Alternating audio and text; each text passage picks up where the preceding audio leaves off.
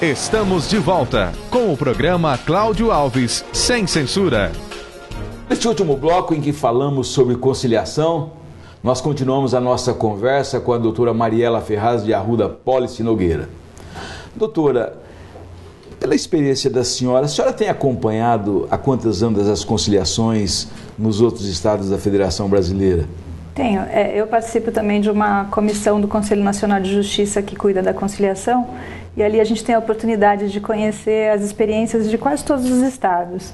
E é muito positivo o que tem sido visto em todos eles. Na verdade, a experiência tem sido implantada de uma maneira muito efetiva, muito cuidadosa em todos os estados da federação. Há uma preocupação só de cumprimento de meta pelo CNJ ou realmente os juízes do Brasil pegaram aquilo como uma razão de motivo e de compreensão que a justiça não vai bem no Brasil? Não, eu acho que vai muito além da questão só da meta em termos de quantidade e celeridade dos processos. Como eu disse, quando o juiz participa de uma conciliação e vê o resultado que isso produz, a sensação de satisfação é enorme. A gente percebe que as partes saem satisfeitas e isso automaticamente faz o juiz também se sentir satisfeito. Claro. E isso é um processo que vai tomando conta e vai se expandindo. Eu queria falar com a senhora a respeito de custo para a máquina do Poder Judiciário. O que daria mais prejuízo ao Poder Judiciário na administração da máquina? O processo, sem sombra de dúvida, o custo do processo é elevado. Dá para ter uma noção de custos do que economiza? Dá, existe uma estatística do Justiça em Números do CNJ que aponta um custo mínimo de um processo em torno de R$ 1.500, ou seja, independente do valor da causa. Então, às vezes, a gente tem questões pequenas que já, para o Estado, já acarretam esse custo. Não é uma coisa lógica, economicamente falando. Para isso, até que tem sido desenvolvidos também os setores na parte pré-processual, que é aquela possibilidade de você tentar uma composição por intermédio do Poder Judiciário, mas antes da distribuição do processo. Como a senhora tem observado, eu vou falar em termos morais, a justiça brasileira ela passou por um determinado período que a sociedade não confiava mais nela. Era porque os devedores, para ganhar tempo, protelavam, era a justiça. Surge essa situação de conciliação, uma grande medida do Poder Judiciário, o atendimento, a preferência em questão da idade. Como é que a senhora vê esses dois parâmetros de respeito ao Judiciário antes do processo de conciliação, dessas campanhas de conciliação e nos dias atuais? Olha, eu acredito que houve realmente um aumento da confiabilidade, mas em função da visibilidade. Sempre se falou do Poder Judiciário como uma coisa, um poder muito distante, né? Certo. Houve até quem fez os comentários da caixa preta, ou seja, que as pessoas não conheciam o Poder Judiciário, não conheciam a estrutura, não conheciam o trabalho dos juízes. Apenas para dar um exemplo, pessoas que trabalharam na minha casa uma vez me afirmaram: nossa, eu sempre achei que o juiz só trabalhasse meio período. Olha só. Né? Querendo dizer que constatava que o trabalho era muito maior. Então, quer dizer, a gente tinha esse problema de não conseguir dar vazão externa, de dar visibilidade da nossa atuação. A conciliação aproximou o cidadão do Poder Judiciário. Então, com isso, eu acho que essa visibilidade, essa proximidade, certamente redunda em confiabilidade. Claro. De que forma a senhora pode evoluir? Que pensamento que a senhora teria para o judiciário brasileiro hoje, além da conciliação?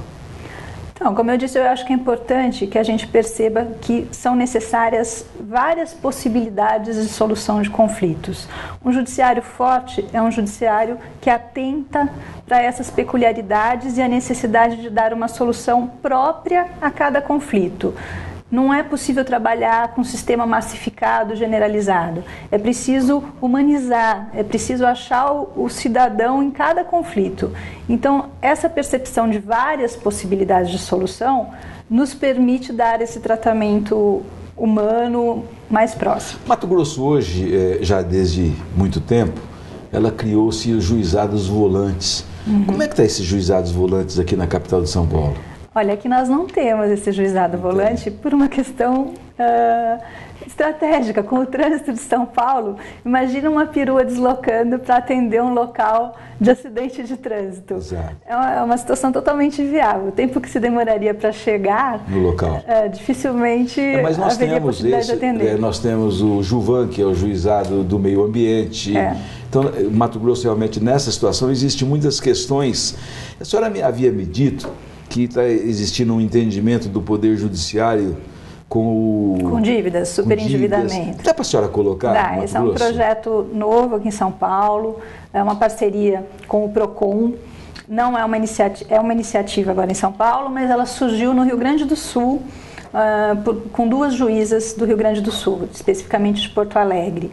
O trabalho é assim, você detecta pessoas que estão super endividadas. A gente sabe que hoje em dia o crédito ficou muito mais fácil do que era, e isso é uma forma de inclusão. Então o projeto de superendividamento, ele tem esse foco, pessoas que por questões familiares,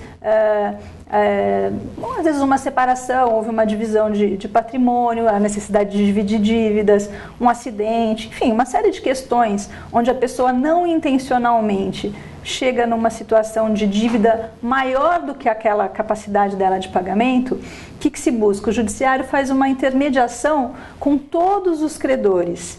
É uma negociação coletiva.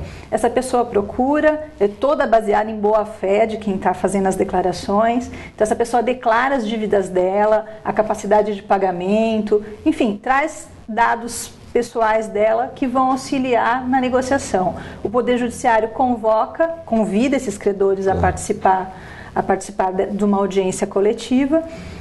Isso é exposto e daí nessa negociação os credores também vão acabar percebendo que a chance deles receber é justamente a negociação. Alguma punição para quem não comparece a um ato dessa grandiosidade? Não, nós estamos trabalhando todo com um sistema de comparecimento espontâneo, porque não existe processo quando a gente está falando nesse momento. É tudo pré-processual. E tem dado resultado, doutora? Os resultados que nós temos notícia por enquanto são os do Rio Grande do Sul, são excelentes. Olha só. Doutora, um grande canal de televisão brasileiro traz aí num dos seus quadros o conciliador. Até que ponto tem contribuído esse tipo de matéria para as conciliações aqui em São Paulo? Eu acho que é importante pela divulgação da cultura. A mensagem que passa é da importância de se tentar justamente negociar e chegar a um consenso. Mas o formato que é adotado, a gente sabe que não é exatamente aquele que acontece no dia a dia das audiências. Existem particularidades, por exemplo, que o conciliador sai do local de trabalho e vai até a residência da pessoa, conversa. Então, quer dizer, isso tudo é uma forma de mostrar pela televisão o conflito e qual é a situação. Mas na prática, naturalmente, não é assim que acontece. O conciliador não vai averiguar a situação de uma pessoa ou de outra. Mas eu acho que a divulgação da ideia é um ponto muito positivo. Doutora, se a senhora me permitir, eu, aqui fazendo uma entrevista com a senhora, a capacidade didática da senhora é algo exemplar. Obrigada. Eu quero dizer que quase convence aqui o apresentador a fazer uma composição. Não tem que bom, é dessa. Já estou aqui me imaginando. Isso é fruto de algum treinamento ou realmente é um dom que Deus deu para a senhora desde o nascimento? Olha, eu gosto de pensar que o juiz tem que trabalhar esse perfil de saber conversar com as pessoas e lidar e ouvir. Mas eu, como coordenadora de um núcleo de conciliação e mediação, naturalmente não poderia deixar de ter conhecimento também das técnicas que eu exijo dos meus conciliadores, né? Então eu acho que isso é um ponto fundamental. Não há possibilidade de um juiz ter sob sua tutela várias pessoas, vários conciliadores, sem que ele realmente vivencie essa experiência para poder passar isso para esses conciliadores. Então, eu acho que é importante também o juiz aprender isso. Me permita uma liberdade. Eu acho que a realização da senhora é chegar no final do dia e ver o maior número de conciliações efetuadas. Estou correto com essa análise? Com certeza, com certeza. Mais vale uma conciliação do que 10 sentenças proferidas um dia. Eu queria, sim, não sei até se nós tocamos, qual uma conciliação na sua vida profissional que te marcou profundamente? Deve ter uma que marca. Olha, eu não diria que não tem uma, porque na verdade são tantas. Eu sou juiz há 16 anos e ao longo desses 16 anos eu tenho me empenhado nas conciliações.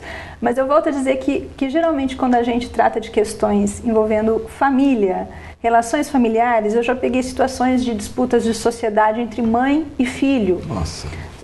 Conflitos muito feios, assim, dificuldade de relacionamento, envolvia outros irmãos que também eram sócios, aí tem uma divisão de trabalho que nem sempre agrada a todos. Claro. Enfim, aí é necessário, não adianta você dizer, não, então nós vamos dissolver a sociedade, X para um, X% para outro, não vai resolver, o conflito familiar vai permanecer. Claro. Então, nessas situações a gente precisa trabalhar, descobrir qual foi o ponto lá atrás que trouxe até ali, fazer uma retrospectiva, mas não para avaliação de julgamento, e sim para que as próprias pessoas percebam onde a comunicação começou a se desenvolver de uma maneira falha. Além de juiz, uma grande psicóloga, tem que ser no exercício das atividades. Olha, eu diria que a conciliação exige que haja uma interação de outros ramos da ciência, e a psicologia certamente é uma delas. Doutor, acho que as famílias de São Paulo que realmente têm sobre a responsabilidade da senhora essas conciliações, devem realmente também sair da sua sala de audiência realizados na vida, né? E que mensagem a senhora daria para a sociedade que realmente tem os seus litígios perante a justiça? Bom, primeira coisa, compareçam às audiências. Quando o advogado eventualmente lhes disser não há necessidade, vá, porque sem a sua participação, mesmo que o advogado tenha poderes, claro, não vai haver uma solução tão boa quanto aquela que você poderia pessoalmente trabalhar e conseguir. Então, compareça às audiências de conciliação e se esforce para conseguir um resultado que lhe pareça melhor. Doutora Mariela, nosso tempo, lamentavelmente, esgotando, conversaria com a senhora aqui horas e horas. Primeiro, porque são motivos ímpares que a gente tem para aprender. Segundo, porque realmente essa é a missão do programa Cláudio Alves Sem Censura para o estado de Mato Grosso. Levar, acima de tudo, cultura para o cidadão, levar a ele o exercício da verdadeira cidadania, que eu acho que isso que é a carência de toda a população brasileira.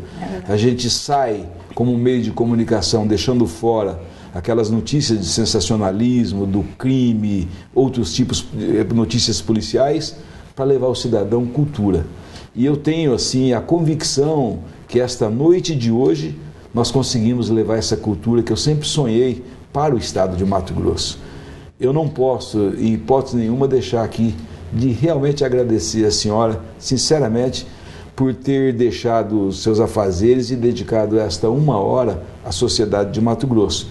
Mas antes do encerramento, eu queria as suas considerações finais. Eu gostaria de agradecer o convite, eu que me sinto realmente honrada de ter participado.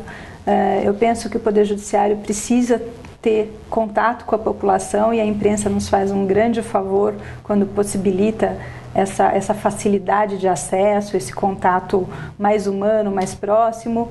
E eu volto a destacar que vamos nos dedicar a que a conciliação seja feita de uma maneira efetiva, com qualidade, não preocupado só com números, isso é um dado secundário. O importante é a gente trabalhar com qualidade e ter os cidadãos satisfeitos com o resultado que o Poder Judiciário pode propiciar. Ok. Tomara que outros estados possam seguir esse exemplo e com o mesmo sucesso de São Paulo. O programa Cláudio Alves e esta entrevista estão na internet. Conheça nosso site, programa Cláudio Alves Sem Censura.com.br. Tenha uma boa noite e que Deus ilumine o cidadão mato-grossense. Muito obrigado. Doutora, muito obrigado pela gentileza.